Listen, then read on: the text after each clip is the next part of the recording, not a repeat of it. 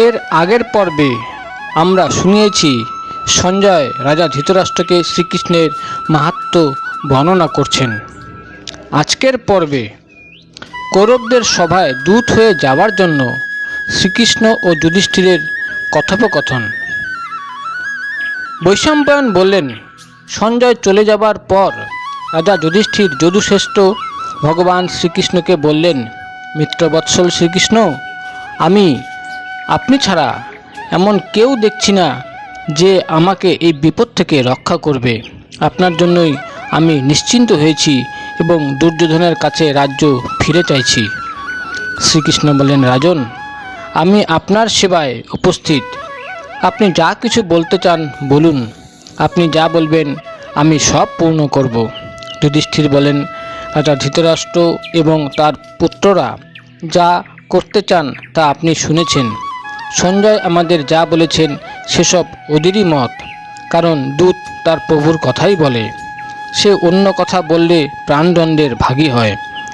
রাজা ধৃতরাষ্ট্রের রাজ্যের বড় লোভ, তাই তিনি আমাদের ও কৌরবদের প্রতি সমমনোভাবাপন্ন না হয়ে আমাদের রাজ্য না দিয়েই সন্ধি করতে চান।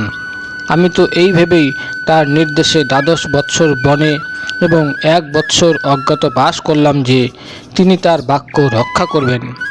কিন্তু এখন তাকে লোভী বলে মনে হচ্ছে। তিনি ধর্ম সম্বন্ধে কোনো চিন্তাই করছেন না এবং নিজে মূর্খ পুত্রদের মোহে অন্ধ হওয়ায় তাদের নির্দেশেই চলছেন। জনার্দন, একটু ভাবুন যে এর থেকে বেশি দুঃখ আর কি হতে পারে যে আমরা আমাদের মায়ের সেবা করতে পারছি না এবং পারছি না আত্মীয়দের ভরণ পোষণ করতে। কাশীরাজ, চেদিরাজ, পাঞ্চাল নরেশ, মৎস্যরাজ এবং আপনি সহায়ক হলেও আমি শুধু 5টি গ্রামই চেয়েছি। আমি বলেছি অবিস্থল, বিকস্থল, মাকন্দি, বারণাবত এবং পঞ্চম অন্য যে কোনো গ্রাম তারা আমাদের সমর্পণ করুন, যাতে আমরা 5 ভাই একত্রে থাকতে পারি এবং ভরতবংশ বিনাশপ্রাপ্ত না হয়। কিন্তু দুষ্ট দুর্যোধন এতেও রাজি নয়। সে সব কিছুর উপরই নিজের অধিকার রাখতে চায়। লোভে বুদ্ধি ভ্রষ্ট হয়। বুদ্ধি ভ্রষ্ট হলে লজ্জা থাকে না, সেই সঙ্গে ধর্ম চলে যায় এবং ধর্ম বিদায় নিলেও স্ত্রীও বিদায় নেয়। শ্রীহীন পুরুষের থেকে স্বজন, শহীদ এবং ব্রাহ্মণেরা দূরে থাকেন। যেমন পুষ্প ফলহীন বৃক্ষে পক্ষী থাকে না। নির্ধন অবস্থা বড়ই দুঃখময়। কেউ কেউ এই অবস্থায় পড়লে মৃত্যু কামনা করে। যারা জন্ম থেকে নির্ধন তারা এত কষ্ট পায় না। কষ্ট পায় তারা যারা লক্ষ্মী লাভ করার পরে নির্ধন হয়ে যায়। মাধব, এই ব্যাপারে আমার প্রথম চিন্তা হলো যে আমরা কৌরবদের সঙ্গে সন্ধি করে শান্তিপূর্বক সমানভাবে এই রাজ্য লক্ষ্মীকে উপভোগ করি। যদি তা না হয় তবে শেষে ওদের যুদ্ধে বধ করে এই সারা রাজ্য আমাদের অধীনে করতে হবে। যুদ্ধ তো সর্বদা বিবাদ এবং প্রাণ সংকটগ্রস্ত হয়। আমি নীতির আশ্রয় নিয়ে যুদ্ধই করব, কারণ আমি রাজ্য ছাড়তেও চাই না এবং কুলনাশ হোক তাও চাই না। আমরা সাম, দান, দ্বন্দ্ব, ভেদ সমস্ত উপায়েই নিজ কাজ সিদ্ধ করতে চাই। কিন্তু যদি সামান্য ক্ষতি স্বীকার করেও সন্ধি হয় তাহলে সেটি সবথেকে বড় কথা। সন্ধি না হলে যুদ্ধই হবে, তখন বীরত্ব দেখাতেই হবে। শান্তিতে কাজ না হলে কটুত্ব অবশ্যই আসে। পণ্ডিতরা এর উদাহরণ কুকুরের ঝগড়ার সঙ্গে দিয়েছেন। কুকুর প্রথমে লেজ নাড়ে, পরে একে অন্যের দোষ দেখে, তারপর গর্জন শুরু করে, তারপর দাঁত দেখে চিৎকার করতে থাকে, তারপরে তারা লড়াই শুরু করে। এদের মধ্যে যে বলবান সে অন্যের মাংস খায়। মানুষের মধ্যেও এর থেকে বিশেষ কোনো পার্থক্য নেই। শ্রীকৃষ্ণ, আমি জানতে চাই যে এরূপ অবস্থা হলে আপনি কি করা উচিত বলে মনে করেন? এমন কি উপায় আছে যাতে আমরা অর্থ ও ধর্ম থেকে বঞ্চিত না হই? পুরুষোত্তম, এই সংকটের সময় আপনি ছাড়া কে আমাদের পরামর্শ দেবে? আপনার মতো প্রিয় এবং হিতৈষী এবং সমস্ত কর্মের পরিণাম জানা এমন আর কে আছে? বৈশাম্পায়ন বললেন, রাজন, মহারাজ যুধিষ্ঠিরের কথা শুনে শ্রীকৃষ্ণ বললেন, আমি উভয় পক্ষের হিতার্থে কৌরব সভায় যাব এবং সেখানে আপনার শ্রেয়র পথে কোনো বাধা দান না করে যদি সন্ধি করা সম্ভব হয় তাহলে মনে করব আমার দ্বারা কোনো একটি পূর্ণ কার্য সম্ভব হয়েছে। যুধিষ্ঠির বললেন, শ্রীকৃষ্ণ, আপনি সেখানে গমন করুন, এতে আমার সম্মতি নেই। কারণ বহু যুক্তিপূর্ণ কথা বললেও দুর্যোধন তা মেনে নেবেন না। এখন ওখানে দুর্যোধনের অধীন সমস্ত রাজাও একত্রিত আছেন, তাই সেখানে তাদের মধ্যে আপনার যাওয়া আমার ভালো মনে হচ্ছে না। মাধব, আপনার কষ্ট হলেও অর্থ, সুখ এবং দেবত্ব এবং সমস্ত দেবগণের উপর আধিপত্য পেলেও আমরা প্রসন্ন হতে পারবো না। শ্রীকৃষ্ণ বললেন, মহারাজ, দুর্যোধন যে কত বড় পাপী তা আমি জানি, কিন্তু আমরা যদি নিজের থেকে সমস্ত কথা স্পষ্টভাবে জানিয়ে দেই তাহলে কেউই আমাদের দোষী বলতে পারবে না। আর আমার বিপদের কথা ভাবছেন? সিংহের সামনে যেমন অন্য কোনো বন্যপ্রাণী টিকতে পারে না, তেমনি আমি যদি ক্রুদ্ধ হই তাহলে কোনো রাজাই আমার সম্মুখীন হতে পারবে না।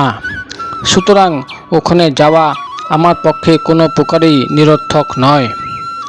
কাজ সফল হতেও পারে, তা যদি না হয় তাহলেও অন্ততপক্ষে নিন্দার হাত থেকে রক্ষা হবে। যুধিষ্ঠির বললেন, শ্রীকৃষ্ণ, আপনি যদি তাই উচিত মনে করেন তাহলে আপনি প্রসন্ন মনে কৌরবদের কাছে গমন করুন। আশা করি আপনাকে কার্য সফল করে কুশলে ফিরে আসতে দেখব। আপনি ওখানে গিয়ে কৌরবদের শান্ত করুন যাতে আমরা মিলেমিশে থাকতে পারি। আপনি আমাদেরও জানেন, কৌরবদেরও জানেন, সুতরাং আমাদের উভয় পক্ষের হিত কিসে তা আপনি ভালোভাবেই জানেন। আলাপ আলোচনাতেও আপনি দক্ষ, অতএব যাতে আমাদের মঙ্গল হয় আপনি তাই করুন। শ্রীকৃষ্ণ বললেন, রাজন, আমি সঞ্জয় ও আপনার উভয়ের কথা শুনেছি এবং আপনাদের এবং কৌরবদের আন্তরিক ইচ্ছাও জানি। আপনার বুদ্ধি ধর্মের আশ্রিত আর ওদের মনোভাব কপটতায় পরিপূর্ণ, যা বিনা যুদ্ধে পাওয়া যায়। আপনি সেটি ভালো বলে মনে করেন, কিন্তু মহারাজ, ক্ষত্রিয়ের এটি স্বাভাবিক কর্ম নয়। আশ্রমবাসীরা বলে থাকেন ক্ষত্রিয়দের ভিক্ষা করা উচিত নয়। বিধাতা তাদের জন্য একেই সনাতন ধর্ম বলেছেন যে ক্ষত্রিয়রা হয় সংগ্রামে জয়লাভ করবেন, নতুবা যুদ্ধে মৃত্যু লাভ করবেন। ক্ষত্রিয়দের তাই হলো স্বধর্ম। দীনতা তাদের পক্ষে প্রশংসনীয় নয়। রাজন, দীনতার আশ্রয় গ্রহণ করলে ক্ষত্রিয়ের জীবিকা চলে না। অতএব আপনিও পরাক্রমপূর্বক শত্রু দমন করুন। ধৃতরাষ্ট্রের পুত্ররা অত্যন্ত লোভী। বহুদিন ধরে অন্যান্য রাজাদের সঙ্গে সুব্যবহার করে দুর্যোধন তাদের সঙ্গে বন্ধুত্ব করেছে। এতে তার শক্তি অনেক বৃদ্ধিপ্রাপ্ত হয়েছে। তাই সে যে আপনার সঙ্গে সন্ধি করবে তা মনে হয় না। তাছাড়া ভীষ্ম, কৃপাচার্য প্রমুখের জন্য সে নিজেকে শক্তিশালী মনে করছে। সুতরাং আপনি যতক্ষণ ওর সঙ্গে নরমভাবে কথা বলবেন ও আপনার অংশ দখল করার চেষ্টাই করবে। রাজন, এরূপ কুটিল স্বভাব ব্যক্তির সঙ্গে সন্ধি করার চেষ্টা করবেন না। সুতরাং আপনার পক্ষেই নয়, দুর্যোধন তো সকলেরই বদ্ধ। যখন পাশা খেলা হয়েছিল এবং দুঃশাসন ক্রন্দনরতা অসহায় দ্রৌপদীকে কেশ আকর্ষণ করে রাজসভায় টেনে আনেন, তখন দুর্যোধন বারংবার ভীষ্ম ও দ্রোণের সামনে তাকে বলদ বলে ডাকছিল। সেই সময় আপনি আপনার মহাপরাক্রমশালী ভাইদের বাধা দিয়েছিলেন। ধর্মপাশে বাধা থাকায় তখন তারা এর কোনো প্রতিকার করতে পারেননি। কিন্তু দুষ্ট এবং অধম ব্যক্তিকে বধ করাই উচিত। অতএব আপনি কোনো চিন্তা না করে ওকে বধ করুন। তবে আপনি যে পিতৃতুল্য ধৃতরাষ্ট্র এবং পিতামহ ভীষ্মের প্রতি বিনয়ভাব প্রদর্শন করেন তা আপনার যোগ্য কাজ। আমি কৌরব সভায় গিয়ে সমস্ত রাজাদের সামনে আপনার গুণাবলী প্রকাশ করব এবং দুর্যোধনের দোষগুলি জানাবো। ধর্ম ও অর্থের অনুকূল কথাও আমি বলবো। শান্তির কথা বললেও আপনার অপযশ হবে না। সব রাজাই ধৃতরাষ্ট্র এবং কৌরবদেরই নিন্দা করবেন।